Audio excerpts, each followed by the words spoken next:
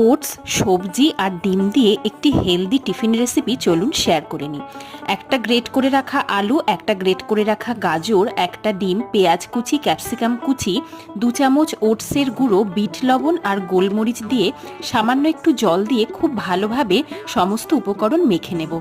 এখন gas on করে একটা ফ্রাইং প্যান বসিয়ে দিয়ে সামান্য তেল গরম করে ছোট ছোট কাটলেটের আকারে এই ওটস আর ডিমের কাটলেটগুলো উল্টে পাল্টে ভেজে নেব।